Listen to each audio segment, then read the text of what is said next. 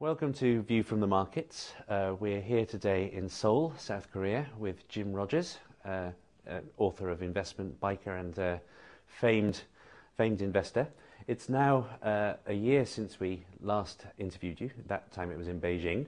And I'd like to take you through some of the predictions you made at the time. One of the more interesting ones was that you were very aggressively bearish about the dollar, but you thought that there would probably be a rebound before long, and you would take that as an opportunity to further get out of the dollar. That one seems to have come right. Have you indeed made a further exit from the dollar? Not yet, no. And the reason I haven't is because we're in a period of forced liquidation of everything. We've only had 8 or 9 periods like this in the past 150 years where everybody has to reverse their positions of everything. There is a gigantic short position in the dollar, and they're all having to cover as they reverse their positions. So this rally is going to go on much further than I would have expected, to my delight, because then I'll get to sell at higher prices. I don't know whether I'll get out this month or this year even, maybe next year. But I do plan to get out of the rest of my U.S. dollars because this is an artificial rally caused purely by short covering. How will you tell, or what factors will you use to try to guess when that deleveraging is finally over? So I have no idea. I'm sure I won't get it right, but I do hope that when there's a lot of euphoria about the dollar and everybody's saying, well, see, there's no problem with the dollar, that all the things that happen at tops, I hope I'm smart enough to recognize it and finally get out of the dollar, because it is a flawed and maybe even doomed currency. And why is it in such a bad way at the moment? I mean, do you blame Ben Bernanke and the other financial authorities in the U.S.? Well, it was in trouble before. Well, Bernanke's been around for 5 or 6 years, but it's been in trouble for a while. Bernanke's made it much, much, much worse, of course, because they're printing gigantic amounts of money. The Federal Reserve's balance sheet has been destroyed by Bernanke. The U.S. government's balance sheet has been destroyed by Paulson. So the two of them together ensure that the U.S. dollar is finished. So how do you see this whole process ending? I mean, will we end up returning to the gold standard or something similar? And people are talking about Bretton Woods too. Or do we just end up with a very weak dollar?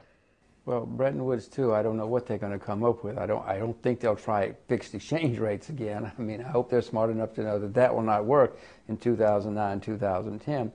I suspect that whatever comes out of there will be a failure. Maybe we're lucky and it'll just be a talking shop and they'll all go down to the bar and drink beer together and we won't have any consequences. But the way it will wind up, I suspect eventually there'll be exchange controls in the United States as things get really bad. Politicians have always resorted to exchange controls in the past. Now, this is not anytime soon. And after the exchange controls fail, I don't know. Will they try the dollar standard again? I suspect not. If it happens in the next couple of years, they might try the euro or something. If it happens in 15 years, they'll probably try the renminbi. Conceivably, we'll try the gold standard. I suspect not. But now, having said that, John, I want to show you. I got my own gold, so you know, just in case, I'm ahead of the game. Well done. That's mightily impressive.